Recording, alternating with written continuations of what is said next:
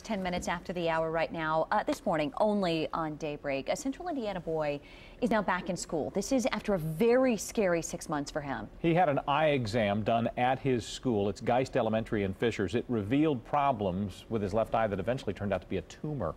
Brittany Lewis has his story. There are some lessons that kids learn slowly over time. Others are learned too soon, like the understanding that sickness is something you wouldn't let exist if you were a superhero. We've been through a lot, and it's just he's a tough kid. He's a really tough kid. Blake Everson has been getting his eyes checked since he was a little kid. We've been taking our boys to the optometrist since they were around 2 years old. The same was true this past February. Blake, then 7, went to his annual exam and was told he needed glasses. He got his first pair of glasses and all was fine. But then a few weeks later, volunteers with OSIP Optometry conducting eye screenings at Blake's school sent him home with a letter suggesting his left eye be rechecked. It was very concerning to us. He had just had an eye screening a few weeks prior. He had just gotten glasses. Why would he need his left eye rechecked? Back to the optometrist they went, where this time they were told to get an MRI. It was at that appointment. It was at that appointment where they shared that there was a mass. So we were instructed that we needed to go to Riley Hospital, where there was a team of doctors that would be waiting. So they ran tests that night, and the next day on Saturday, April 1st, we found out that they thought Blake had a benign tumor. The tumor was growing on his pituitary gland, and it was pressing on his optic nerve, and that's what was causing the issues with his vision. 2 days later, Blake underwent 8 hours of brain surgery to remove the majority of the tumor. Thanks to the power of prayer and the amazing staff, our angel on earth, Dr. Smith, Blake did beautifully. Beautifully during that surgery, and beautifully during 6 weeks worth of wearing this mask during proton beam radiation therapy in Illinois to help shrink what was left of the tumor.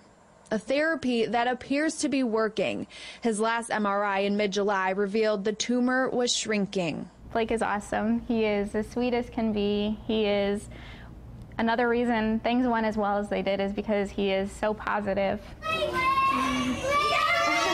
An attitude that allowed him to surprise his first grade class on the last day of school.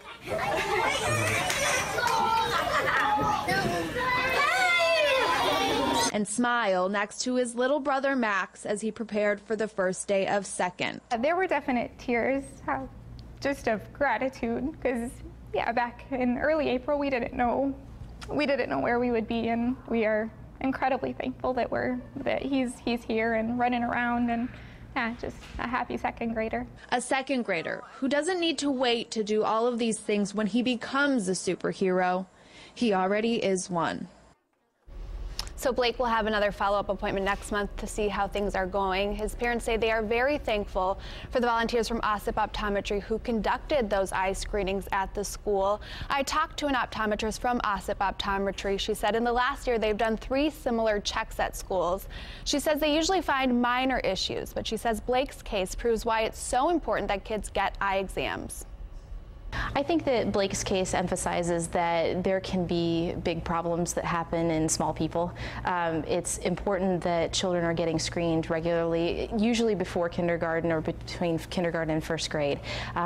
Things as minor as eye muscle imbalances can be corrected very early, and it's important to get children started, especially for small things like needing eyeglass prescriptions early within their educational career. It's just, God, I can't imagine how grateful that family must be for that checkup.